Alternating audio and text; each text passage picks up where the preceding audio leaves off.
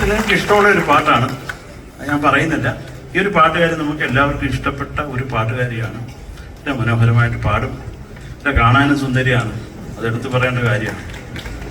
സ്ത്രീകൾക്ക് അതൊക്കെയാണ് സന്തോഷം. നമ്മൾ നന്നായിട്ട് പാടുന്നെന്ന് പറഞ്ഞാൽ പോലും അത്ര സന്തോഷം വരത്തില്ല. സുന്ദരിയാന്ന് പറഞ്ഞാൽ സന്തോഷിക്കും. അപ്പം ഞാൻ ആ സുന്ദരിയായ അഖില ആനന്ദിനെ വേദിയിലേക്ക് ക്ഷണിക്കും.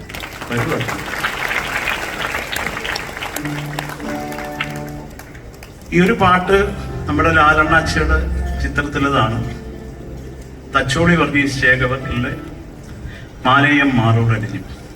അത് നമ്മുടെ ഗിരീഷ് പുത്തഞ്ചേരി അദ്ദേഹത്തിനെ ഈ ഒരു അവസരത്തിൽ ഞാൻ വളരെ വിഷമത്തോടെ ഓർക്കുകയാണ്.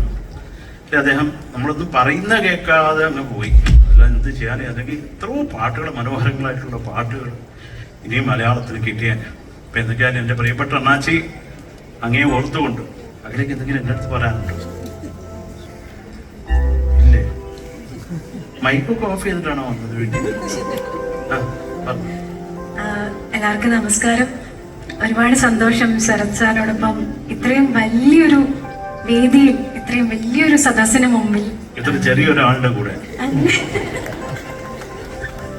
സാറ് വലിയ ആളല്ലേ, അതുകൊണ്ട് ഞാൻ ജനിച്ച് വളർന്നു ഞാൻ ഒരിക്കലും പറയത്തില്ല. ജനിച്ചു എന്നാ പറയുന്നത്. 5 അടി 3 ഇഞ്ച്. അപ്പൊ അത് അത്രയൊക്കെ മതി കേട്ടോ. നിങ്ങൾ ചിരിക്കേണ്ട കാര്യമൊന്നുമില്ല കേട്ടോ. ഒത്തിരി സന്തോഷം ശരത് സാറിനോടും എൻ്റെ ഒരുപാട് നന്ദിയും സ്നേഹവും. അതുപോലെ 24/7 മലയാളം ചാനലിനോടും മഹേഷാണ്